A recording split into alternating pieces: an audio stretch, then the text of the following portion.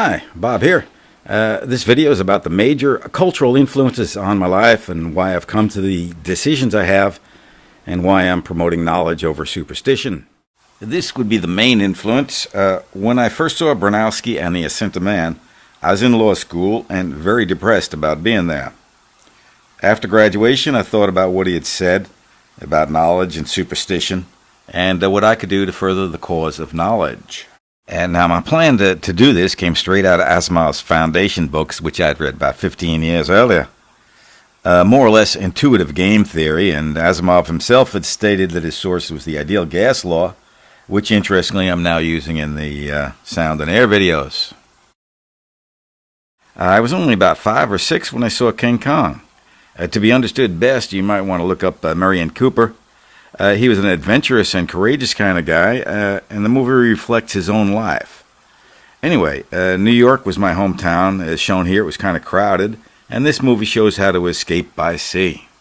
And here's one of the ships I eventually escaped on, the Santa Maria from the old Prudential Grace lines.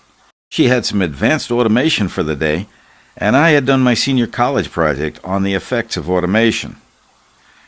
There were problems since workers were not particularly happy about being automated out of their jobs.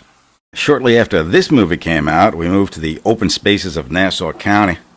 I was a confused kid, and the Korean War was ongoing, the nuclear arms race was on, and Sam Jaffe, the smartest person on the planet here, was on the blacklist endorsed by Cooper, the guy who created the other good movie, King Kong. Opinions differed strongly on issues much larger than I could understand. In one of those newly available open spaces, I set myself down and came up with the idea that maybe I was an alien, here to observe things for a while before coming to some sort of action plan that would make sense. Many years later in law school, when I was depressed and nothing was making sense, that image of a saucer landing in an open space returned. And I remembered when and where I had first come up with the idea. It was startling. It's probably still there somewhere. However, shortly after this, I came up with the idea of using what I had learned and what I knew to further Bronowski's ideas of decisions based on knowledge rather than superstition.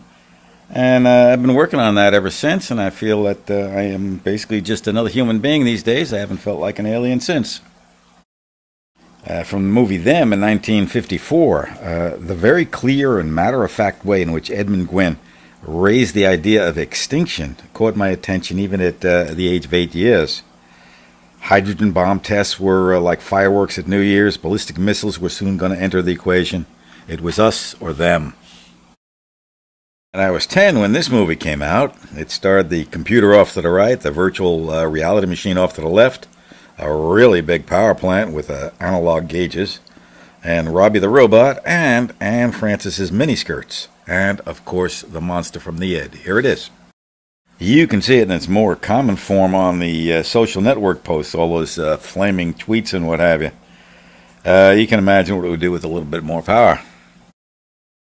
I read Starship Troopers by Robert Heinlein somewhere around 1960, maybe 62 even.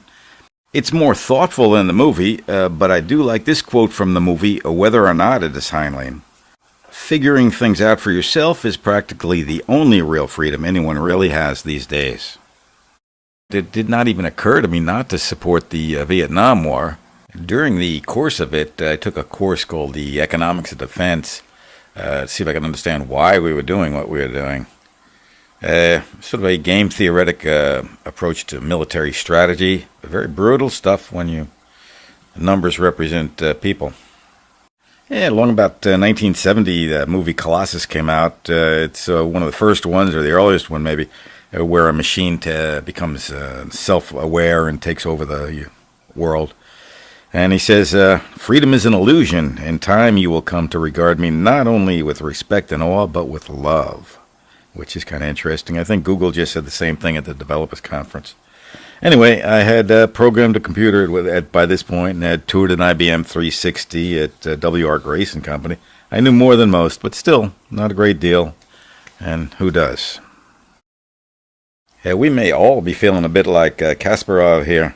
The machines are better than we are at a lot of things. And I think it's up to us to make ourselves useful and figure out what's important to us.